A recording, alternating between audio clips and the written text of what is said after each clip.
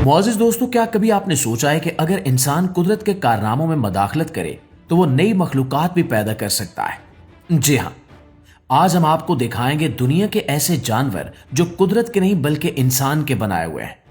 ये वो जानदार हैं जिन्हें लेबॉर्ट्रियों में तैयार किया गया, जिनके जीन्स बदले गए और जिन्हें फितरत के कवानीन से हटकर पैदा किया गया।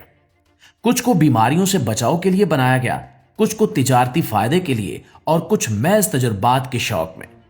मगर सवाल यह है कि क्या इंसान को कुदरत के तख्लीकी निजाम में इतनी दखल अंदाजी करनी चाहिए? आइए इन हैरान कुन मगर खौफनाक तजुर्बात की दुनिया में दाखिल होते हैं और जानने की कोशिश करते हैं कि इंसान ने कुदरत को बदलने की कोशिश में क्या कुछ नया पैदा किया और क्या कुछ खो दिया। प्यारे दोस्तों, सबसे पहले बात करते हैं ओरोक्स के बारे में। ओरोक्स एक बहुत बड़ी नस्ल के मवेशी थे जो यूरोप, एशिया और शुमाली अफ्रीका में पाए जाते थे। इनके बहुत बड़े और ताकतवर सींग हुआ करते थे, लेकिन 17वीं सदी में ये मुकम्मल तौर पर खत्म हो गए क्योंकि इंसानों ने इनका बेतहाशा शिकार किया और इनके रहने के मकामात तबाह कर दिए। अब साइंसदान और अफजाइशी माहिरीन इन्हें दोबारा पैदा करने की कोशिश कर रहे हैं। इन्होंने ये काम 2009 में शुरू किया। मकसद ये है कि एक ऐसी मवेशी नस्ल बनाई जाए जो दिखने में कदीम ओरोक्स जैसी लगे।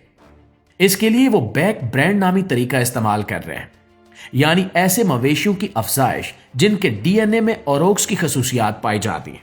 इस तरह नई नस्ल में पुराने ओरोक्स के औसाफ वापस आ सकते हैं।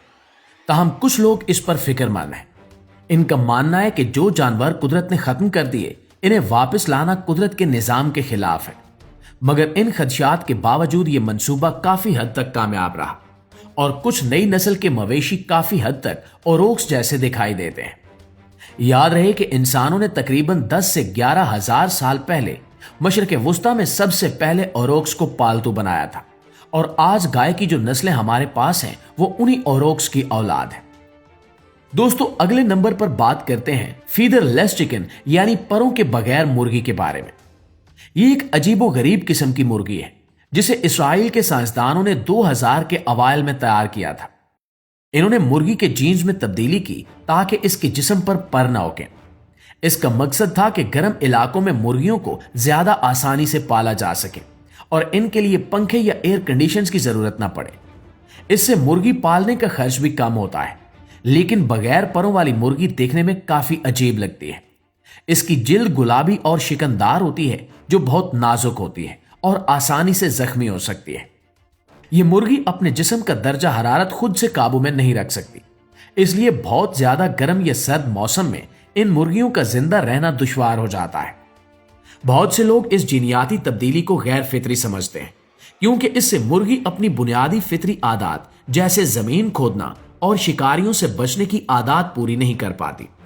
फिर भी हैरत अंगेज तौर पर यह मुर्गियां आम मुर्गियों के मुकाबले में गर्म इलाकों में ज्यादा तेजी से बढ़ती हैं, जो इस बात की अलामत है कि इंसान अपनी सहूलत के लिए कुदरत को किस हद तक बदल सकता है।